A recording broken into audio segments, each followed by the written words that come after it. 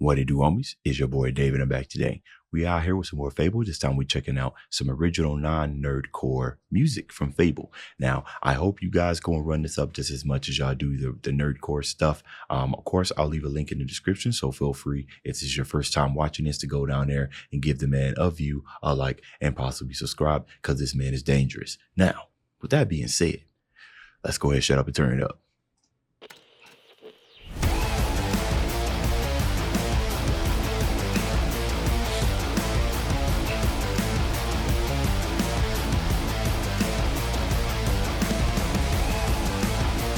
Whoa.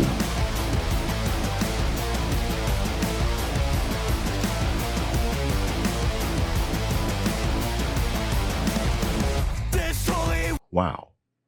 Really love the way that opened up. Like we on some, it almost got like some cyberpunk vibes to it, but it definitely has like a little bit of that sinister feel to it. But I love that vocal thing that he's got going in there, that, whoa, okay.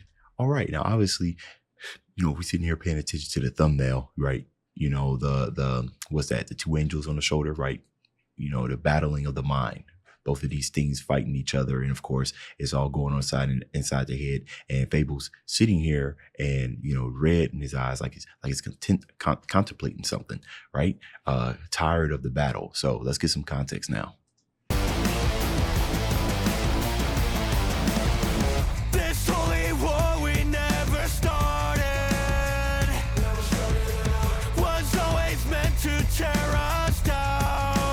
Okay, so look, guys.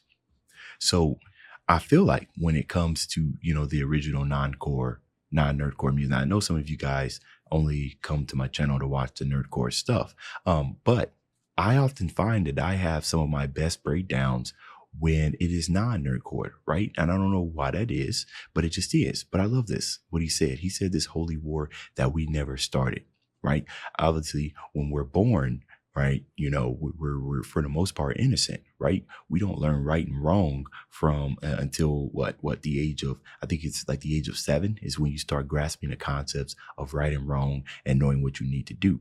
And most of that stuff is installed into our heads from the things that we consume in it, everyday things that we see around, right? And they start altering and shifting our perspective on type of things. And some of it, you know, might go against what we actually would want to do, but for the fear of like social backlash or possibly not being accepted, it starts creating this war inside of you. Now you don't know what to do, right? Because both sides look enticing. So I like that he said this holy war that we've never started.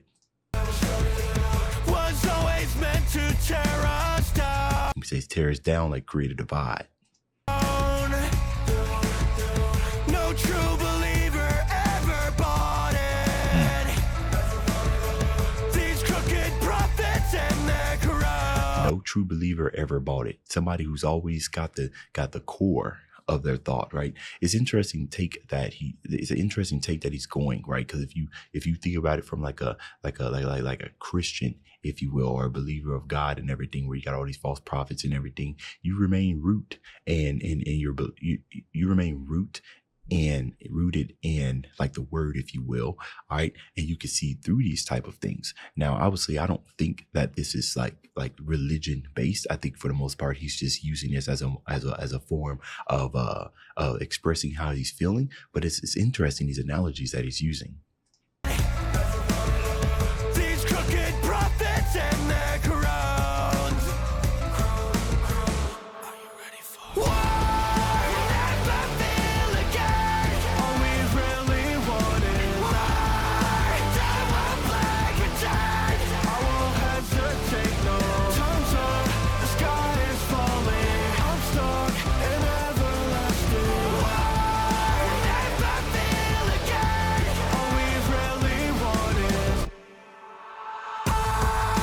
Like that, he says we will never feel again.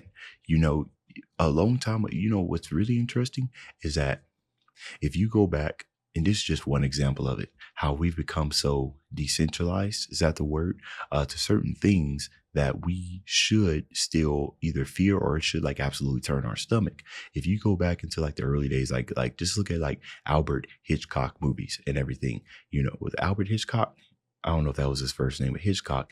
He was like one of the not founders, but one of the fathers of horror movies and everything. He was just using what chocolate syrup, if I remember correctly, like squeeze blood and stuff out. Like even, and it wasn't even all that graphic, but even then, back then, it's become, that was frightening and terrifying. And now you fast forward to today, and we got this stuff in cartoons with people's heads and stuff being blown off and whatnot. But we don't feel anything anymore. And another example would be sometimes if we kind of turn around and start tearing people down for something, generally you would feel bad about that. Right now, people are like, I'm going to tear you down. This is the type of stuff that you should feel, but we don't feel it anymore. And I like to think it's because of our consumption, how we're molded by today's society. I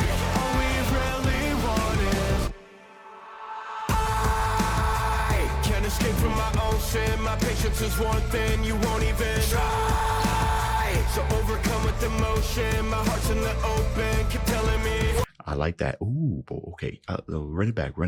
I can't escape from my own sin. My patience is worn thin. I can't escape from my own sin. My patience is worn thin. So essentially, he's saying that why even try, right? Why even, right?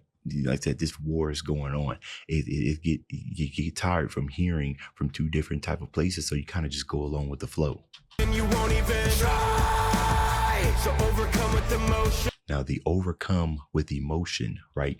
What we generally see, especially when you get really heated about something, is that you start losing conscious thought. You start losing the ability to think logistically, right? So you try to overcome it. You try to overpower emotion. You try to bury it.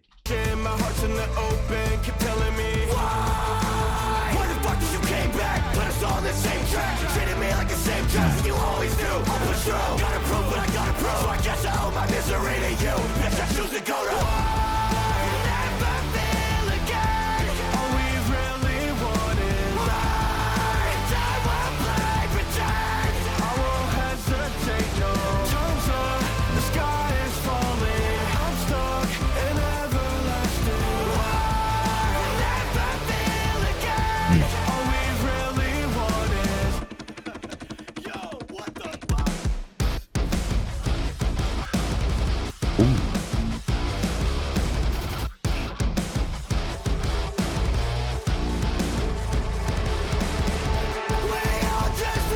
I like that. I like the syncopation of what was going on with that.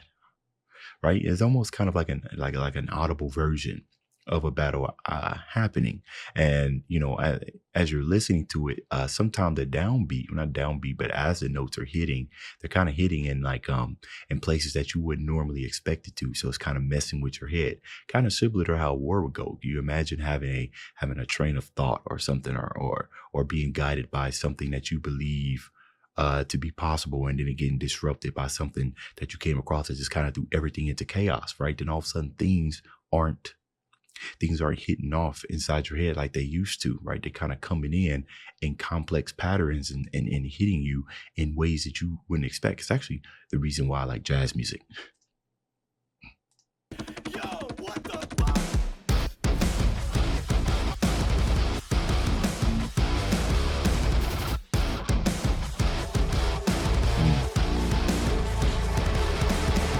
We all just waste our lives away. Just bitter hearts, no better day. Two sides, one choice, you better pray. 'Cause now the storm is coming. Two sides, one. Well, I like that. Two sides, one choice. You better pray. That's facts. That's facts, because and I like how he says you better pray, right? Because sometimes some people won't let you live in the neutral land. They want you to pick a side. You know what I mean? And dealing with that is difficult, very, very difficult. So you better pray. But also, two sides, the dueling of everything that's going on, dealing with that, you're going to need some assistance outside of using your own strength. So you better pray for some help. One choice, you better pray. 'Cause now the storm is coming. We'll never feel again. All we really want is right. I will play pretend. I won't hesitate, no. We'll never feel again. All we really want is right. I